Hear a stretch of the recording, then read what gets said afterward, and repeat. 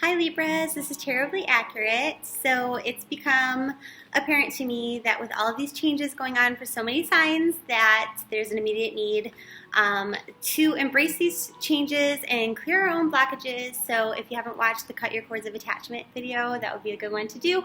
But more than that, what we need right now, it seems, is a Maslow's pyramid kind of reading. And although that's unusual, we're going to do this first, and then I'll get to the love readings and the stop, drop, and roll readings that you all voted for on Facebook.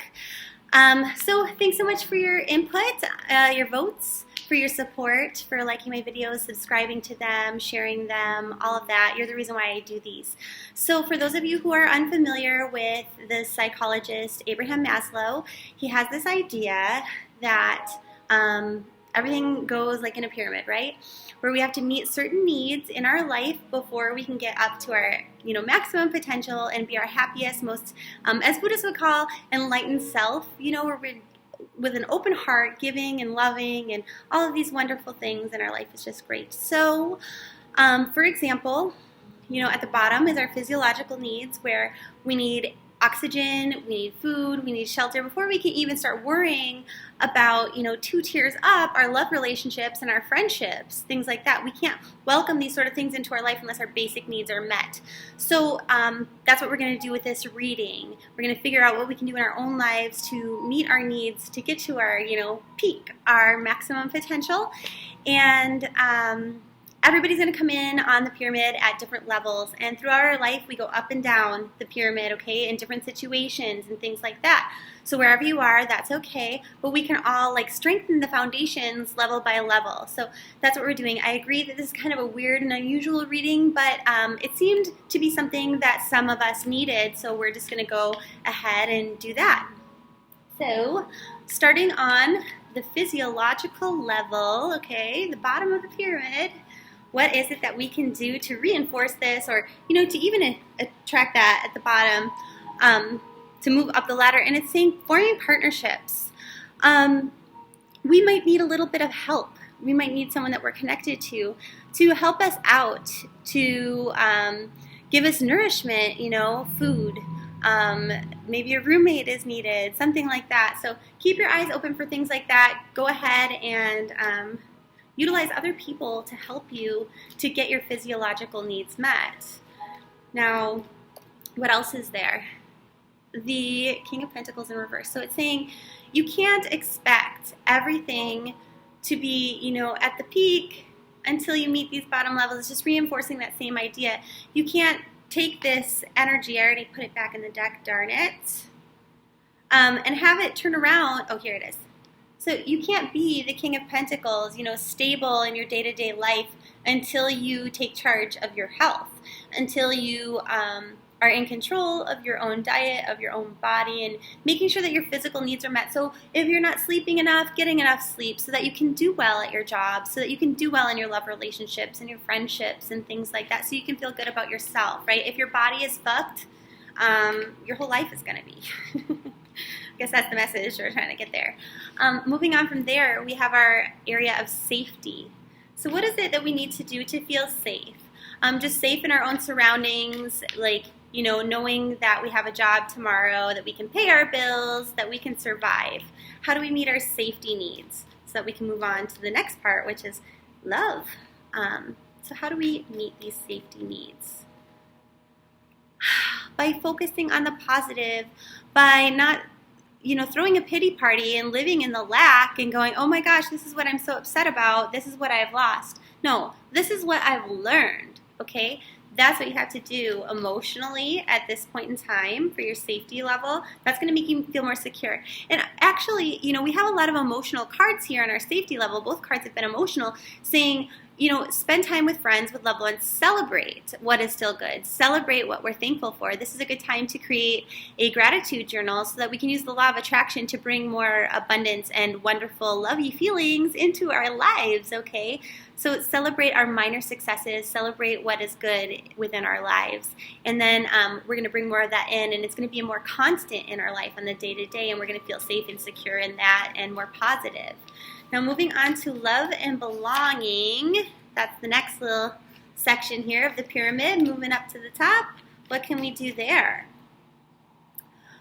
Well, it's freeing yourself, allowing yourself to see things about your situation, about your partner, about your friendships, about your family that maybe you stuffed, that maybe you didn't want to look at, that maybe you didn't want to examine. Once you can really look at those and communicate about those and be honest with yourself and with others about your feelings, you can welcome more love in. It's like that cleansing, you know, with, I think I might have mentioned that cords of attachment video where you got to cut the bullshit so you can welcome wonderful things in, because you don't want your energy to be sucked into something that's total bullcrap, right? We want to have that energy available to put into things that are wonderful and loving and that sustain us.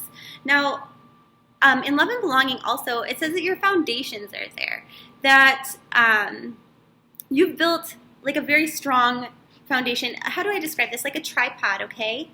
Like with a camera on it, you know? You have three sides. It's not shakeable. It's sturdy. It's there. The foundations for feeling accepted by your friends and your family and welcoming love are there. We just have to strengthen that. So how do we do it? It's by not saying, okay, you know what? I'm going to just wait for time to pass and for the right thing to come for me. No, go out and get what it is that you want. You know, it's that first card where we were talking about communicating, seeing things as they are, and speaking your truth, and then knowing that the right things are going to come to us, and being patient while we wait for those, but they're not going to come to us if we don't. It's that thing like the squeaky wheel gets oiled, right? If you don't tell other people what you need, they won't be there to give it to you. They can't read your mind. Okay, so how do we move on then to esteem, to the area of, you know, self-esteem, confidence, respecting others, others respecting you? How do you get there? Whoa. Definitely speak your truth. If there's something that's bugging you, and this is piggybacking out of the previous one that we were talking about with love and belonging, if you're not being honest with yourself or with others about how you feel, if you're not communicating that, other people are not going to respect you, right? And you're not going to respect yourself. What else here? In the area of esteem, Knight of Wands. Now is not the time to just recklessly blaze ahead and do something crazy and new that you didn't think through, because obviously people can't respect that, and you might not respect yourself if you're being reckless, but typically Libras do take some time to think things through, weigh out the pros and cons. It's asking you to remember that the work that you did put into something will pay off, and when it does, it'll pay off more than you can imagine, okay? You see those pentacles? She's going to put all those in her basket, and they're too big to even fit in the basket. One of them, okay? So you've laid some really good groundwork recently, and now it's just waiting to harvest the rewards of that. So, you know, be confident that that's going to happen. Respect yourself, and then others will look at you with respect in the same regard. And then after that, we get up to that area of self-actualization, or as Buddhists say, you know, enlightenment. But, you know, it's like more self-focused, like what it is that you need to do to feel creative and spontaneous and happiness and full of joy and free of bias and prejudices and being open to learning and just having like an excitement and zest for life. We've got the Three of Cups. It's saying, you know, get together with your friends, go out, celebrate the things that are wonderful. It's the second time we've had that. So maybe some of you have been stuck at home, working too hard, things like that. Definitely go out and have a good time.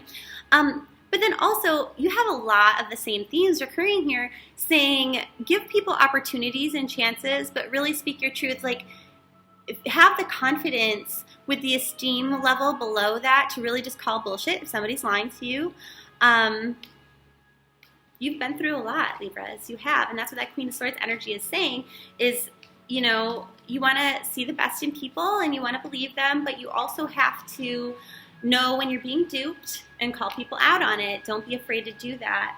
And it's saying try not to be too much in your head. Whatever thoughts that you're having that are keeping you up at night, that are making you nervous and anxious and worried, you need to speak them or stop thinking them at all, okay? Because that's when you're going to get to your maximum potential. That's when you're going to reach the peak, the pinnacle, and you're going to be happy, Okay, so I hope that was helpful. If you'd like a private reading to help navigate your way through whatever's going on in your life, I'm happy to do that for you. But otherwise, until next time, see you. Mwah!